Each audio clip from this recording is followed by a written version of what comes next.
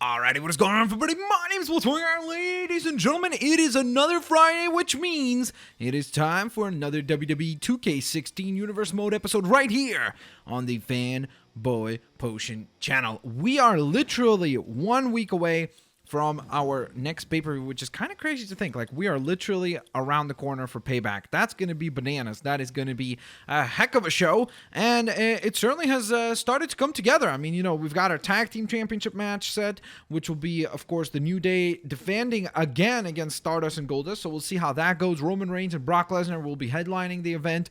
Dean Ambrose and Daniel Bryan will be going to war, and several other matches will be added through out. Oh yeah, and of course, Sasha Banks and Nikki Bella. How could I forget? Those two are going to be going to battle. Speaking of Sasha Banks, she kicked things off here on Monday Night Raw. Of course, Emma was getting involved on Friday Night SmackDown. If you remember, she got involved and threw herself into a triple threat with Sasha and Nikki.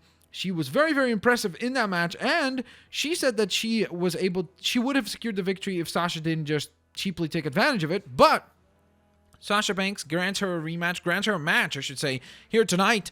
And the boss is cashing those checks left, right, and center. She gets another W, and wow, is Nikki Bella in big, big trouble. I think this is going to be the toughest match of her career because Sasha is just on point by all accounts, and she has been so impressive as of late. Then, ladies and gentlemen, we move on to the tag team division within the women's division, as the Bellas compete together finally against the team of Naomi and Tamina, representatives of Team Bad. And Naomi secures herself a big, big victory here along with Tamina as they are victorious over the women's champion Nikki Bella and Brie Bella. It's been a rough couple of weeks for Nikki. I mean, last week, to be fair, she did get a W, a very, very big victory against Naomi in a singles match on Raw, but now, again, that it was an elimination tag match. Brie Bella got eliminated very, very early on, and it was up to Nikki to claw and scratch and try to secure the victory. Unfortunately for her, it was just simply not enough, and Tamina and Naomi secure the W here tonight. We then move on to the tag team division as number 7 ranked Connor and Victor take on the Lucha Dragons, who are currently 4th in the tag team championship race. So I would definitely like to see either one of these teams challenge for the titles. But tonight, the Lucha Dragons once again prove their dominance. Kalisto and Sin Cara just truly, truly delightful to watch in that ring. They do things that no one else can do. No botch jokes in here, by the way. But essentially what I'm trying to say is that the Lucha Dragons are a very, very, very fun tag team to watch. And I think with a couple more impressive victories like that, I don't think you can deny them the title shot opportunity against either the New Day or Goldust and Stardust. Now, ladies and gentlemen, since we do have 2 rivalry matches for this week, and we've had Kevin Owens and John Cena last week, I think it makes sense to go ahead and make it the co-main event of the evening as John Cena and Kevin Owens break out into an all-out war has broken out between John Cena and Kevin Owens, and those two go to battle. Kevin Owens actually attacks John Cena with a steel chair, so the history books will read that John Cena got the W here tonight, but he certainly wasn't looking good after Kevin Owens was done with him. 2 pop-up power bombs, Kevin Owens with the steel chair. Owens is obsessed with getting a victory over the golden goose, so to speak, John Cena. And Cena, once again, the history books will read 3-0 to John Cena. However, it is now official. At the Payback pay-per-view, it will be Kevin Owens, it will be John Cena, and it will be an Extreme Rules match, or essentially a no disqualification match. It's not, that's what we're going for. Extreme Rules is kind of worn out because we just had the Extreme Rules pay-per-view. So it's a no disqualification match. All things go, everything goes. Those steel chair shots will be allowed, and if Kevin Owens can do what he did here tonight to Cena at Payback, I think that Kevin Owens will be walking away as the winner. Nonetheless, in our main event of the evening, the WWE World Heavyweight Champion will be in action as he takes on number 5 ranked Jack Swagger after he needed I guess, someone to face off against. And Triple H was honest. He said that there weren't too many people that were signing on the dotted line to take on Brock Lesnar tonight. I think that that's a smart move, all things considered. Look, if you're John Cena, if you're Kevin Owens, if you're any of these guys, even Roman Reigns, taking on... Wait, what? Well, that's a bit of a twist into the whole thing. Well, I guess we have to retell the story a little bit. Well, Roman Reigns is actually planning to take on Jack Swagger, but Brock Lesnar is making his presence known here. I guess Brock is just down here to watch the match? Okay, that's not something that we've seen Brock do all that often. Scouting the competition, I guess? Man, okay, that's certainly unique. I'm definitely gonna say that much. And look at that smirk on Brock's face. Oh my goodness. All right, well, Brock Lesnar is here, and he is watching this match. Brock Lesnar is just looking at Roman's charging right in front of us. Uh-oh.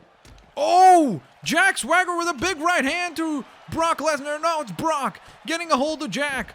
Tosses him over, and he's got his eyes on Roman Reigns. Uh-oh. Uh-oh. Look at this now. Roman Reigns, oh, right onto the table. And Jack Swagger now, he's got a hold of Brock Lesnar. Tosses him into the steel steps. Oh, the shot. Tries to go for the shot there. He thought Brock was rising up. Brock instead stayed down. Very smart. Avoiding that unnecessary damage. And look at this now. Nice twisting fisherman suplex there. Oh, and now it's Roman and Swagger working together. Uh-oh. Here we go. Jack Swagger with the knee right to the stomach. Has Roman Reigns literally run away? This universe mode, sometimes they make decisions in it that just literally make no sense. Like, what are they trying to say here, you know? Like, what was the point of that? Like, Roman Reigns starts the match, but then Brock Lesnar is somehow in the match now magically? You know what I mean? Like, doesn't really make all that much sense. Seriously, guys, please, 2K! Make it sweet for us next time around. Make it make a little bit more sense, you know?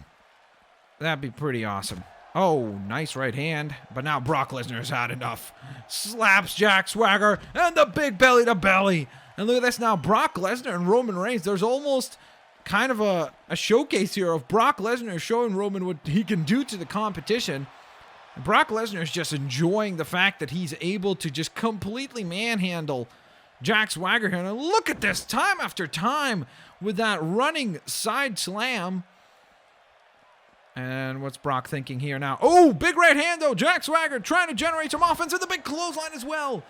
And the champion is down. Showing vulnerability is Brock Lesnar. And now it's Brock with a clothesline. And the way that he delivers it, it seems like it definitely lands with a lot more momentum and power. There's another suplex from the champion than what Jack Swagger delivers. I mean, don't get me wrong. Jack Swagger can get in there and wrestle with the best of them. But when you're in there with Brock Lesnar, there's a reason why there's not a lot of guys that want to sign the dotted line and wrestle Brock Lesnar on a short notice. He's not the kind of guy that you want to take a risk with because you got to prepare for him. You got to take a good long training camp. You got to be ready to battle Brock Lesnar. He's not a regular opponent.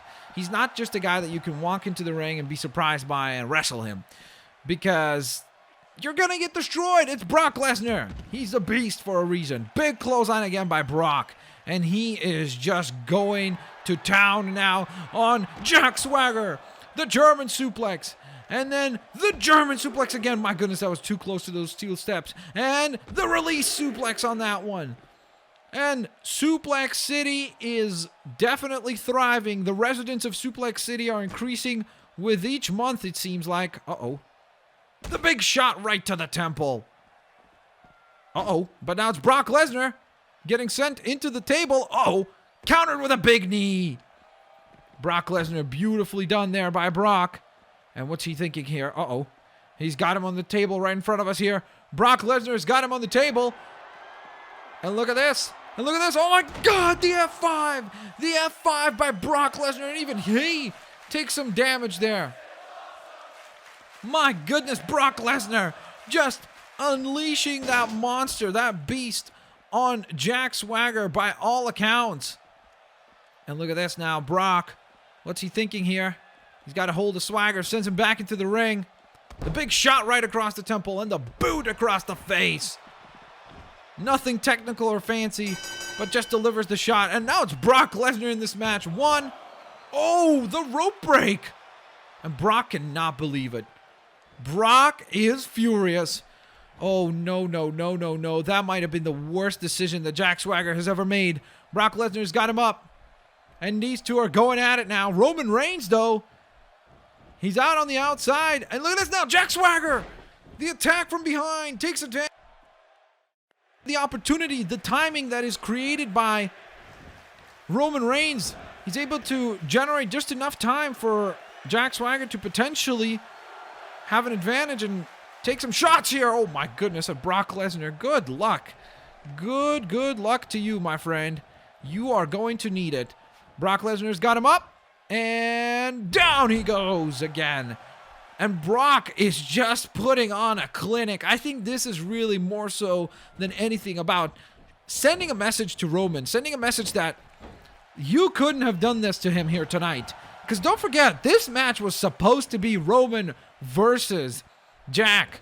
And Brock Lesnar interrupts the match, gets himself assigned to the match, and he has essentially taken the opportunity away from Roman here to build some momentum. But at the same time, you got to think that he's potentially saved Roman some time. Look at that nice maneuver, though, from Jack Swagger with a beautiful counter. And Jack and his stock is rising like crazy. He can't even get a 1 count out of Brock Lesnar, though, to be fair.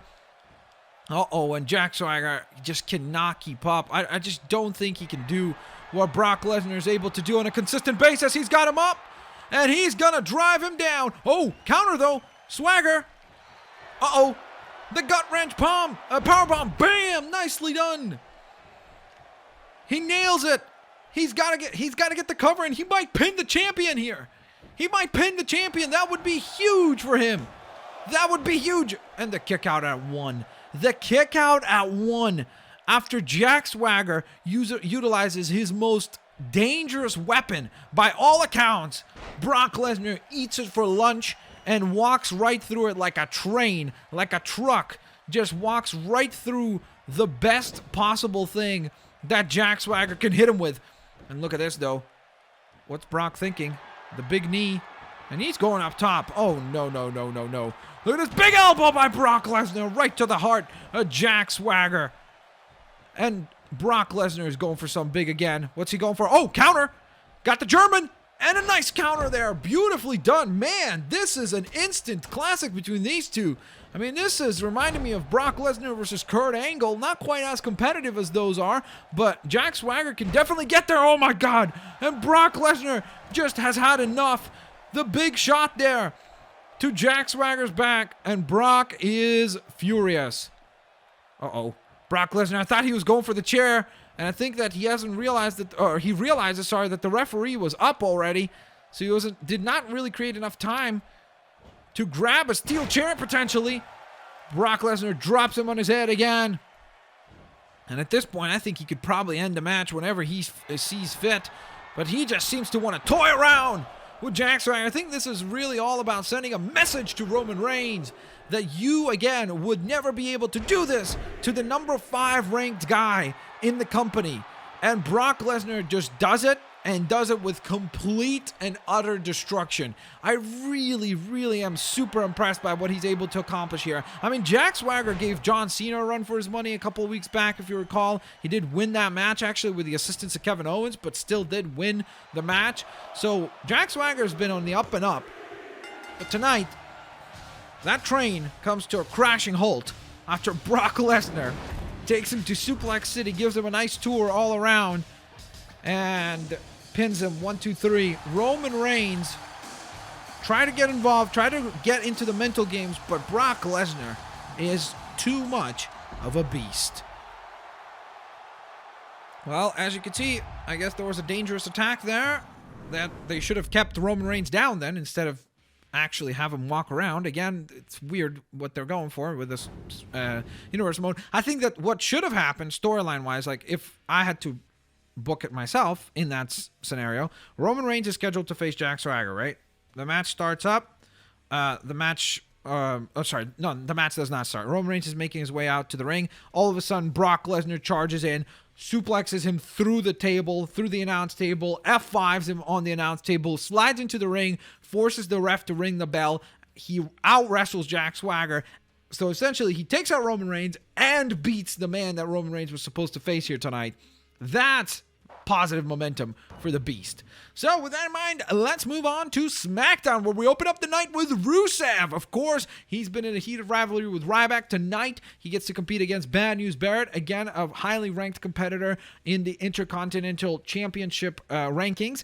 Bad News Barrett, unfortunately for him, comes up a little bit short against Rusev here tonight. Former comrades in the League of Nations, but tonight, there was no friendship between these two, and they go to war. Then we move on to Nikki Bella taking on Summer Rae. Summer Rae making her in-ring return here tonight in a very, very impressive fashion. Gives a run for her money to Nikki Bella, but the champion finally building some positive momentum, and she's done exceptionally well in singles contests. She really has done far, far better in her singles contest. Apart from facing Sasha Banks, she's been really, really impressive. So that's why I am very, very excited to see how and what goes down between Nikki and Sasha at the Payback pay-per-view. With that, move on to another women's match as Eva Marie makes her debut right here on SmackDown against Emma, the lady that made her debut last week. And it was Emma that walks away with a W, finally securing herself a big, big win against Eva Marie. In our co-main event of the evening, it is Randy Orton, the Viper, versus Kane. And with the little bit of help from the Big Show, Kane secures the victory here tonight, and Randy Orton, he has been teetering. His position has been fumbling down and down and down. A lot of people have been questioning whether or not Randy Orton's got it. A lot of people have been questioning that maybe Randy Orton needs to take some time off, recoup his injuries, recoup his mind, and kind of just get back into a zone where he was in before. Because this Randy Orton that we've seen as of late, I mean, don't get me wrong, he's definitely in the top 5 rankings and such, but the guy has lost a lot lately. So there's a lot of people questioning his mental space. Like, is he there? Is he motivated?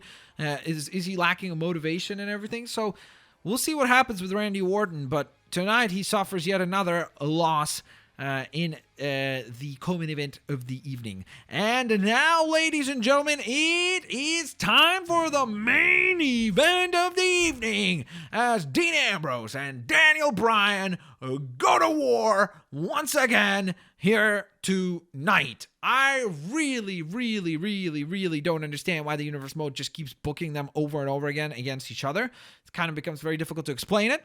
But what we can say is that they're currently 1-1. So there's 1 W for Bryan. Oh, sorry, no. I think they're 2-1 right now, right?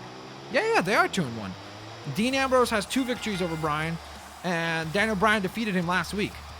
The Intercontinental Champion wants revenge. He wants to build up some momentum going into the championship match. Again, you got to keep in mind, this is an exhibition. These guys are going to go at it in the main event. They've been going at it really, really hard and crazy as it is. So imagine when that title is finally on the line. What the heck are these guys going to do? That's why I can't wait to see that match at Payback. And don't forget, guys, you will get to vote on what matches you want to see at the Payback pay-per-view. We'll pick 3 once again, so I'll let you guys know the entire card. Another very, very, very interesting addition to the pay-per-view is going to be announced at the end of today's episode, which will be an exciting one. So definitely stay tuned. All right, Daniel Bryan making his way to the ring, and this one's going to be a good one. I mean, they've been good so far, and I can't imagine this one is going to be a poor one all of a sudden.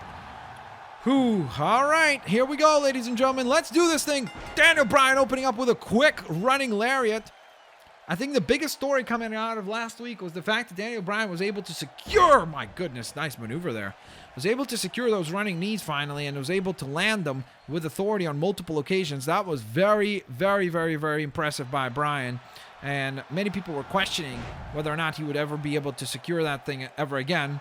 And not ever again, but deliver it with authority and get Dean Ambrose with it. So that was definitely a very special moment when he was able to nail it not just once, but twice last week on SmackDown. Oh, nice kick. And then the kick right to the chest. Those kicks, again, very, very effective for Bryan last week. So I'm sure that he'll be going to that well often. Just sticking with it. It worked. Why not, right? He's hit it on multiple occasions. Oh, look at this, though. Counter.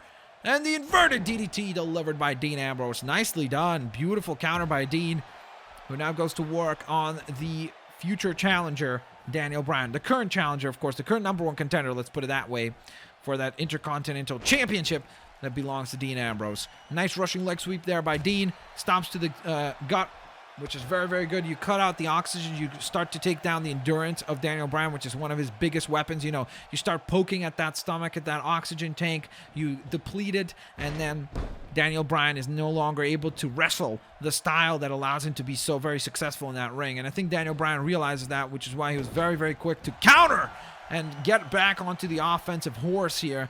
And you can see, again, just the endurance. I think that that's really what Daniel Bryan is so good at, is he takes guys into the deep waters where they just cannot keep up. They simply drown out. They cannot keep up with that pace that he has going on. And you can see Dean Ambrose is very, very methodical about slowing down the pace and really not allowing Bryan to kind of build up that momentum. And look at that. That's a big, big counter there. Oh, and then the big knee breaker there from Dean Ambrose.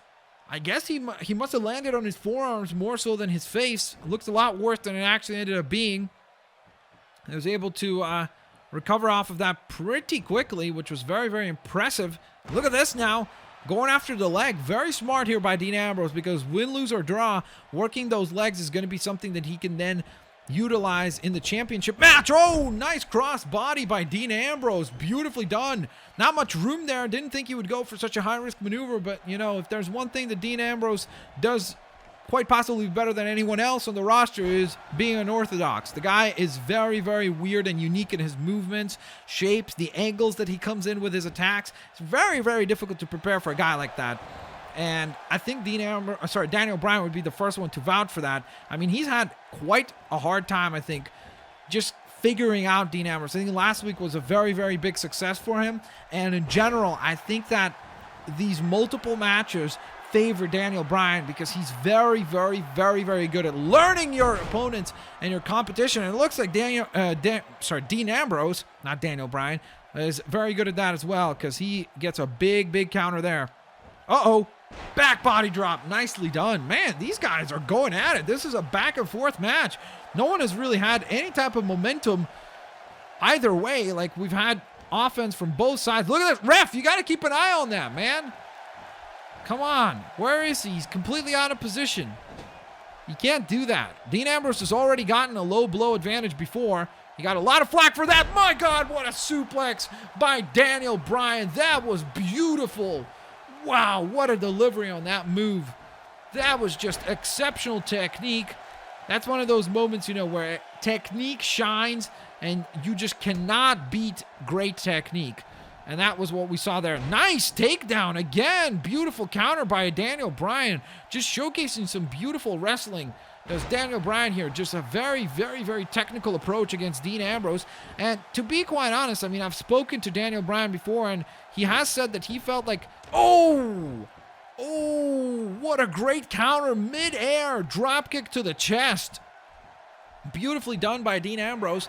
But he has told me that he was wrestling too much of an aggressive style. He said that he was allowing Dean Ambrose to bait him into that style that Dean Ambrose is so good at. He allowed him to get emotional in that ring and forget about technique. Now, you can definitely see that is not the case, as Daniel Bryan is just, wow. He is not letting Dean Ambrose even have a 1 count. Just no breathing room. Daniel Bryan, even defensively, is trying to keep up a certain pace that will force Dean Ambrose to constantly work.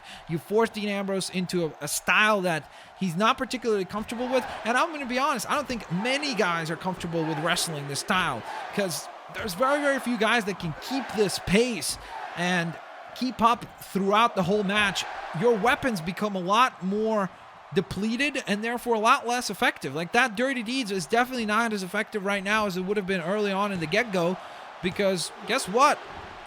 That oxygen tank has depleted, those arms are tired, and Daniel Bryan is doing a very, very good job of keeping a high pace and keeping Dean Ambrose on the offensive. He's forcing Dean Ambrose to work. He's not letting him rest at all. And even when he was on the defensive, he was kicking out. He was enforcing the matchups. Oftentimes, guys will rest. You know, they will take the 2 count. It's 2 extra seconds where you can rest up, recoup your spirits, and kind of like, you know, get yourself back together. But Daniel Bryan not letting that happen with Dean Ambrose, just constantly putting the pressure, forcing him to kick out right there. Just absolutely high octane wrestling here from Daniel Bryan, and very, very enjoyable for us to watch, but I'm sure is absolutely grueling on Dean Ambrose.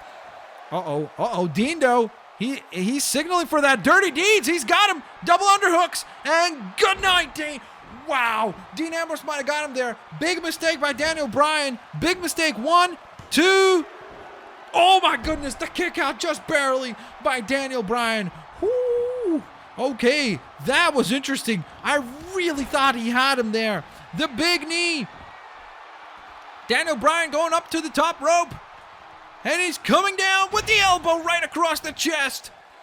Daniel Bryan, he's coiled up. He's ready to strike. He's coiled up and he is ready to get that running knee. Oh, countered. Oh, big headbutt.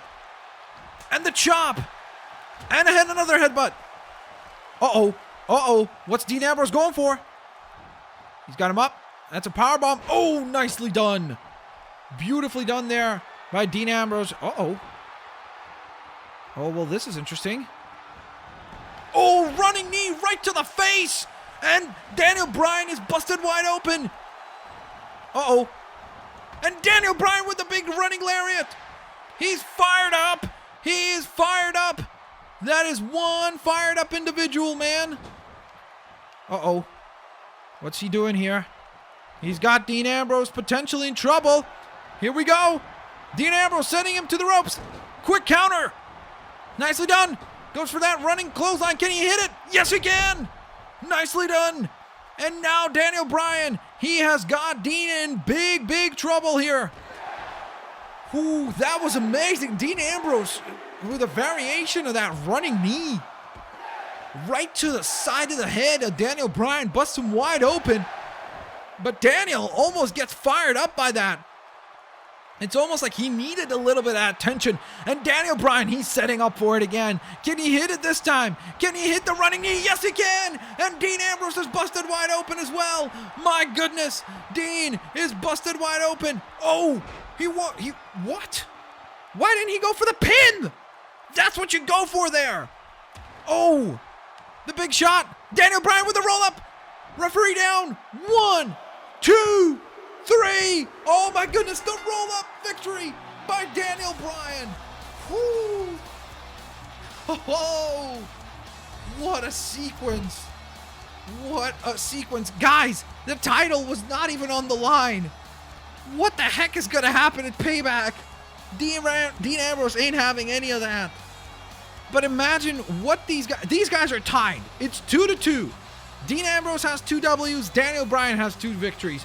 Who wins when it's for all the marbles?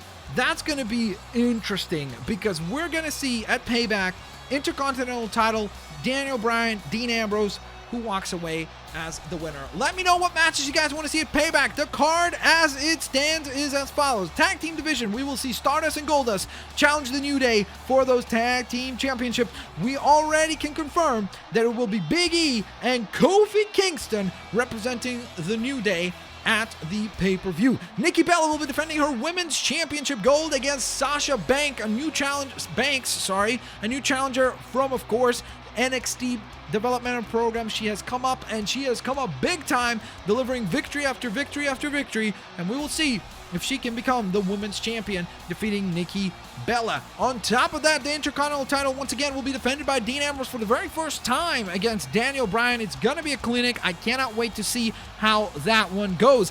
And that is not all. We, of course, are also going to see Kevin Owens versus John Cena in a Falls Count Anywhere match or in a no disqualification match, where we will see the two of them finally, hopefully, settle their score at Payback.